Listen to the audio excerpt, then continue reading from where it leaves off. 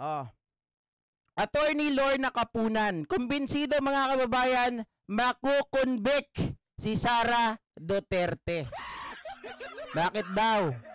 Nako po, Sara Duterte. Nako, marami na nagsasabi. Mga kababayan, wala ka talagang ligtas sa impeachment mo. Kahit anong mangyari, makukonvict daw sa kaso itong si Sara, mga kababayan. Pakinggan natin ang isang abogada na kung saan po ay nagpahayag ito, napakalinaw ng kanyang mga sinabi. Isang article 1 pa lang, mga kababayan, ay may hulog na daw itong si Sara Duterte. Oy, paano mo nasabi, GP? Ito, pakinggan natin si Attorney Lorna Kapunan.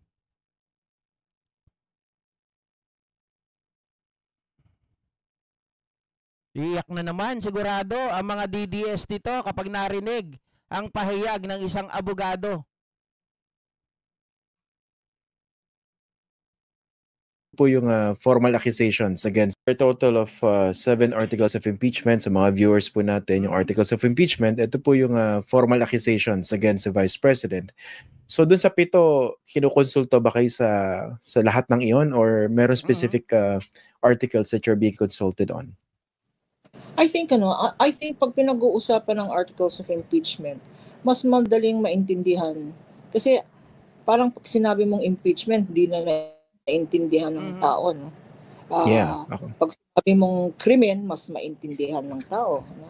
Or violations of law, mas maintindihan ng tao yun, no? So, yung mga articles of impeachment, simple lang yan. It's violation of our fundamental law, which is the Constitution. And sa Vice President Sara being a lawyer, and not only is she the highest elected the highest elected lawyer of this country, she has 2 oaths. She has 2 oaths of office. Her oath of office as a public official, but over and above that, her oath of office as a lawyer. Klarong-klaro, your oath of office as a lawyer.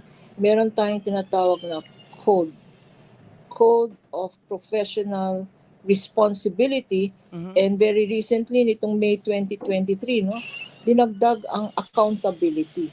So we now have a code of professional responsibility and accountability. Alam mo kung bakit alam na namin na lawyers yan? Kasi mandatory yan sa amin, Christian, no? We are required to undergo compulsory continuing legal education.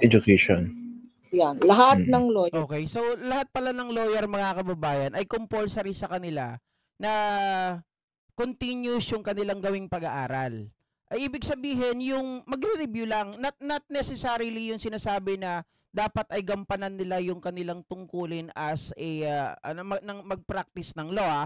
Kasi yung sinasabing mag-practice ng law, sa term po ng mga abogado, yan ay hawak sila ng mga kaso. Pero iba po yung sinasabi ni Attorney Lorna Kapunan, ito po ay continuous. Kumbaga, mag-aral pa rin sila, mga kababayan, para yung kanilang mga nalalaman ay talagang dumami pa, mas maging broad, di ba? Bilang isang abogado.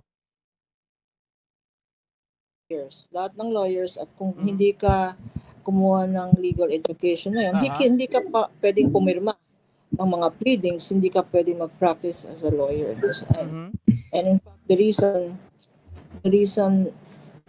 talagang nagtataka ako kung bakit hindi maintindihan ng ating Vice Presidente. Okay, meron dito tinatanong siya. Nagtataka raw siya kung bakit hindi maintindihan ng ating Vice Presidente ang alin. Ito mga kababayan, ito ay kumbaga opinion na. Kumbaga ito ay napapansin na ng kapwa mga abogado. 'Di ba? Abogada si Sara Duterte. Abogada ang nagsasalita. Bakit meron siyang mga bagay na hindi naiintindihan?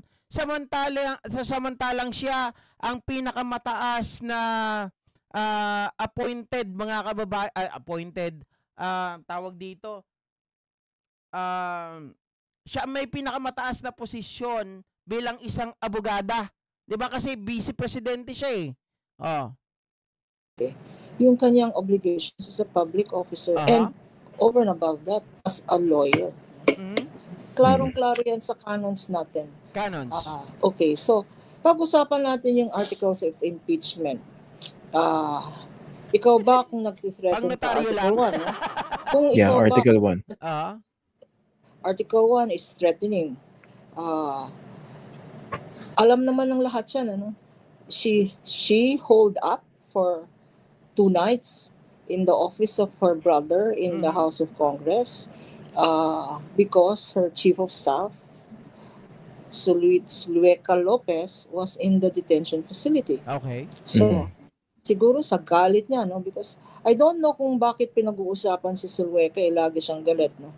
Ayun, mga kababayan, kataka-taka lang din talaga, no? Lahat naman nagtataka tayo eh. Bakit itong si Sara Duterte, yung tatay niya hindi nang dinala ito sa daig? Mga kababayan, nung siya po ay dinetain doon sa Villamor Air Base, nakita natin na hindi siya pumunta. 'Di ba? Wala tayong nakita ni Anino ni Sara Duterte. Samantalang dapat tatay niya yon, mas magkaroon siya ng malasakit. Pero wala, hindi talaga natin nakita yung bagay na ginawa niya kay Zulaika Lopez. So, my question is, mas mahalaga si Zulaika Lopez kaysa sa tatay mo? Kasi nagagawa mo yung mga bagay na yun eh. Nagwala ka. 'Di ba? Because when she was in the house, hindi siya nagalit nung she was asked to take an oath of office. She just argued and said, I'm not a witness, I'm a resource person. Hindi siya nag-oath. And then, but she was taking it calmly. Nagwala siya nung dinala sa detention si Yusek Lopez. No? I don't know why. I don't know why she went into a rampage, held a press conference, and even misrepresented herself as a lawyer. Hindi pwede yun. Christian, hindi ka pwedeng public official. You cannot be an elected public official and have any other occupation, no, as a lawyer. So, okay, mga kababayan, yan yung binabanggit natin. No? So ngayon, mas na-expound yung mga paliwanag doon sa mga pinaliwanag din natin before na sorry, mali yung binabanggit ni Sara Duterte na siya po ay maging counsel ni Zulaika Lopez because under the Constitution, mga kababayan, ay Section 13, Article 7, bawal ka mag-practice ng law kapag ikaw po ay incumbent Vice President. Di ba? Yan po yung maliwanag na nakasulat. So, hindi ba niya alam yon? Or ginagawa niya bang mga tanga yung mga ibang mga abogado na nagpapalusot siya kasi first time in history na may mangyari na ganon? Sinusubukan niya ba yung katalinuhan ng mga abogado ng mga House of Representative natin? Unang nakapansin dyan, etong si Representative Joel Chua, di ba? Na isa ring abogado, oy. Teka lang, mali ata yung sinasabi mo ah. Parang inoogag mo ka na kami ah. Wala naman yan.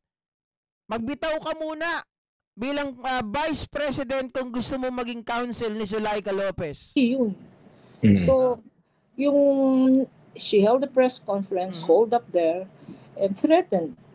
She threatened the President, the First Lady, the Speaker of the House. Hindi lang threatened. She admitted to having hired an assassin. So, as we speak, there is an assassin going around. And what does she do after that? She says, hindi to joke, totoo to. At hindi lang yan, mga kababayan. Even though na kumbaga si Sara Duterte sabihin niya na hindi yun threat, hindi yun ito ay bagay na joke lang. Pero even though, di ba narinig natin na talagang sinabi niya, no joke. Di ba sinabi niya ganon? Pero lagi nilang sinasabi na ito daw ay conditional threat. There's no conditional threat, mga kababayan. And the fact is remains the same na kumausap na siya sa isang assassin. 'Di ba? Sa isang mamamatay tao. Kasi yung tao na nakausap niya, mga kababayan, ang matindi nun, kumausap siya, ibig sabihin, may kakilala sila na assassin. May kakilala sila na mamamatay tao. Yun ang nakakatakot doon. Mga kababayan, na parang kung sasabihin natin, ano to?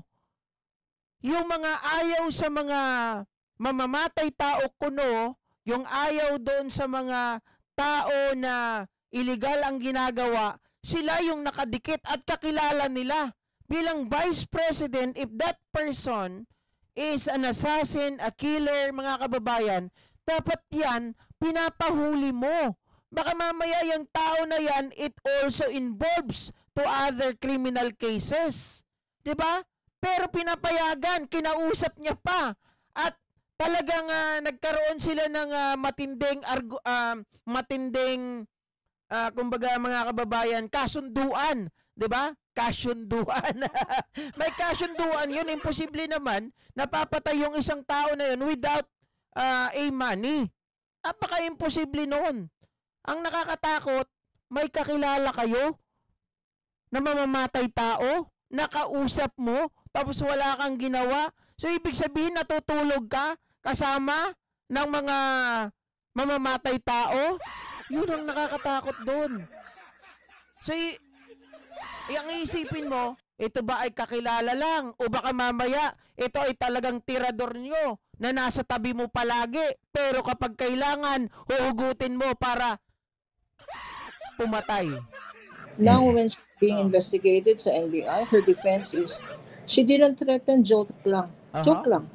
I mean, you don't joke about these things. Then sabi niya, sabi niya, conditional threat. There is no conditional threat. Look, by way of example, we lawyers say, if it smells like a duck.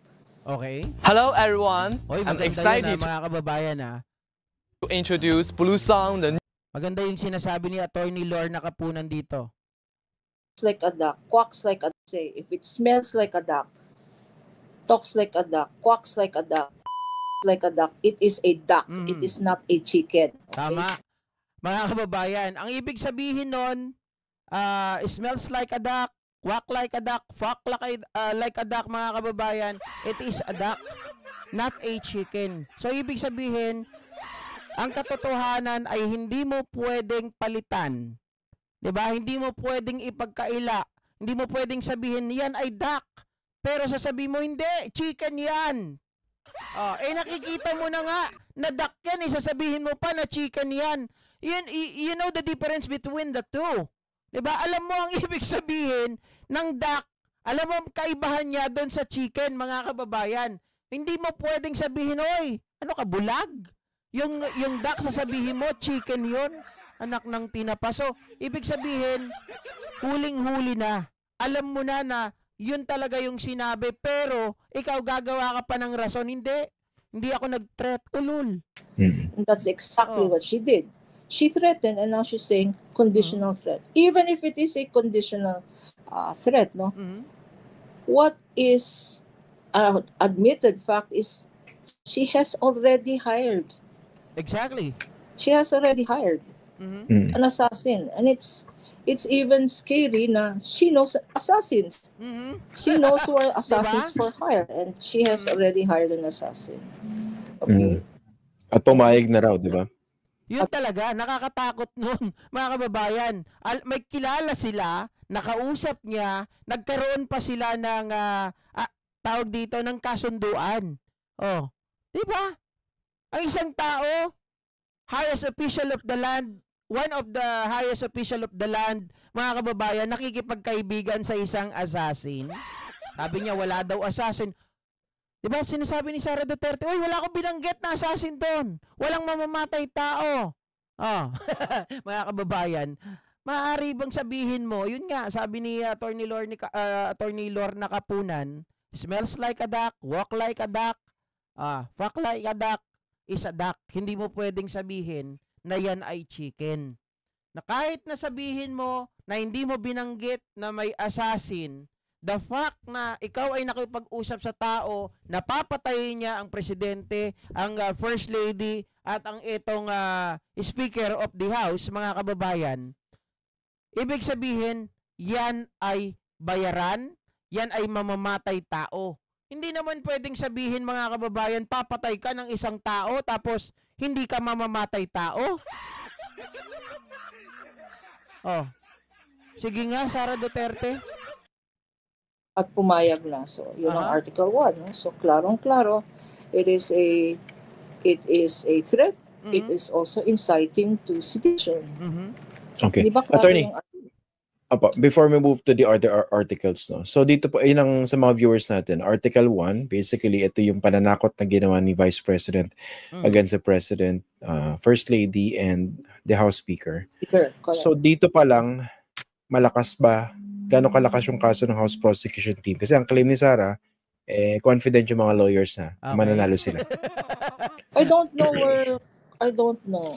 Kasi nasa Article 1, no? Huwag na natin pag-usapan yung mga ibang articles. Sa Article 1 mismo, personal opinion, is pwede na siyang ma-impeach just on the Okay. basis of Article 1. Article So, 1 I pa lang. Convict. don't know. Just on Article 1. Alam naman natin merong president yan, ano? Ibig sabihin, Ibig sabihin president. Kasi minsan napag-aano natin 'yon mga kababayan. Iba yung pronunciation ng ibang mga abogado doon sa president. President sa kanila ang pronunciation ng iba. Baka mamaya ma-misinterpret ninyo. may Oo. a sitting president there. Then, No. I think it was President, the sitting Chief Justice then. Corona. There were several articles of impeachment against him, but they narrowed it down to one. And he got impeached just on one article, yung failure to state, properly state Bank deposits. assets and liabilities, statement of assets, bank deposits. So, yung 7 articles na yan,